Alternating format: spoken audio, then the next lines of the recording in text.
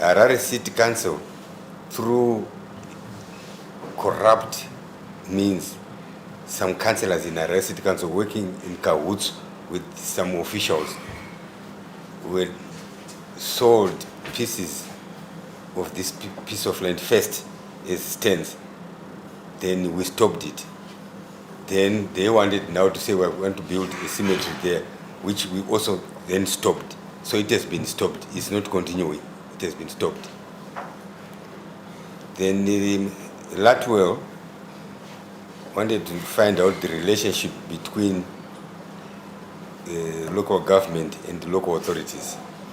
We have got two sets of local authorities, the urban local authorities and the rural district councils, 6 of them and 32 in the urban local authorities. The relationship between the local authority or central government with the RDCs is very cordial. It has always been cordial. The relationship between local government and urban local authorities used to be terrible. In fact, there was no relationship. But now, the relationship is improving. It's now cordial. We can call them for meetings. They will come and attend. Sometimes they phone us seeking for advice. I will give you an example. I'm sure you read about Victoria Falls, that the mayor had fired the town clerk, suspended the town clerk, and we then wrote back and said, rescind your decision because it was irregular. Please follow due process. We then had meetings with them. We called the mayor, the deputy mayor, the HODs and the town clerk for a meeting just before Christmas. We then discussed our concerns that the way you had suspended the town clerk was irregular. It was not in line with the Urban Councils Act. Kindly go back and rescind your decision and then follow due process. And they've done that. So the relationship between local government and local authorities is now cordial. And this is built out of the capacity building that the president directed us to do, the Chitepo School of Ideology training. A lot of people, including maybe some people that are in here, think Chitepo School of Ideology is an UPF organization. It's not. It's a government institution. It's like Kushinga Pikelela Agricultural College. But this one focuses on ideology training. We must understand who we are, where we are coming from, where we are, and where we ought to go as a people. That is the purpose of the Chitepo School of Ideology, which, Honorable Minister, if you allow us, would need to extend that training to your family here. I would prefer that.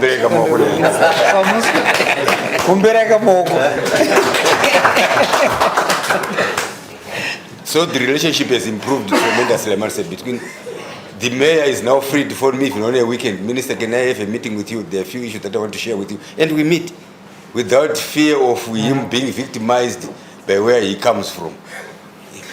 We meet councillors from the opposition. They phone, Minister, what are you thinking about our remuneration as councillors? These are opposition councillors phoning the minister. And we talk and we share. So it has improved. It's now very cordial.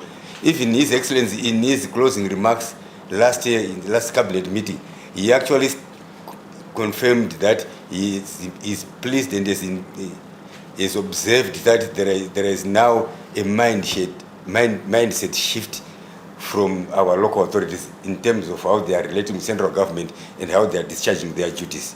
So we have now eradicated the them and us attitude. It's now us as a collective. The CFISO, twinning of cities, have stalled. Yes, we have deliberately decided not to put a lot of effort in that. You don't want to bring somebody from a well-planned and well-managed city to come here and is taken to a city where people are building cemeteries on top of services, water and sewer pipes, or to a city where people are attempting to build houses in a cemetery, or people are demarcating stands in the middle of a road. We want to deal with the issues that are affecting us first. That's why His Excellency appointed that commission of inquiry to deal with let's deal with these issues first. Let's clean our house first. Once we do that, we then identify like-minded cities to come and have partnerships with us. So it's not dead, but we just want to clean our house first. Nkoma Richmond, demolitions. On one hand, City of Harare is saying we're going to demolish 5,000 houses. And central government is saying no. You see, the local authority is a child to central government. If you see your child misbehaving, you reserve the right to put him into order or her into order. In this instance, the same local authority was, in certain instances, inspecting these houses whilst they were being built, sending inspectors to go and inspect. They were seeing in full view of the citizenry these houses being built. When people have now finished building those houses and they've just moved in, they go and seek a court order to demolish because they have built on a irregular location. Yes, they've built on an irregular location, but you are the one who is supervising them to build, and you are being paid for inspections. But we're also saying, why didn't you stop it when it started? That's what they should have done. Stop it as it emerges. Stop it. They did not stop it. Because people it's a populist approach, trying to, score some cheap political goals.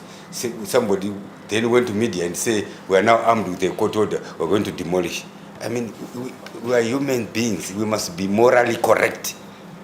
You want to demolish people's houses when you are now within a rainy season. Where do you want them to go? We must be morally correct. The wiring up there is wrong. That's why we called the mayor and his team and say, try to attempt to demolish this and see what will happen to you. We'll lock you up. So he stopped. And there are no 5,000 houses that are going to be demolished by the city of Harare. We then said, we want to do things properly. Let's give these people at least 4 months notice to be able to remove what they can remove. Window frames, door frames, doors, and even the roof sheets and many others. And then they salvage something. And within 4 months, somebody has been given adequate notice. If you continue being there, then let the law take its course. What we are against is just to wake up and say, I'm demolishing tomorrow. That's what central government is against, and we can't do that. Where were you when these people were building? As a city father, as a city mother, where were you? You were there because you were paid money, and these are informal settlements. And the people that sold that piece of land to the beneficiary, and these unsuspecting beneficiaries are land barons, and the land barons are councillors. And the same councillors, the mayor is a councillor, are the ones that are coming back and say, let's seek a court order to demolish. I mean, we can't be more stupid than that, with all due respect. We can't. We can't do that.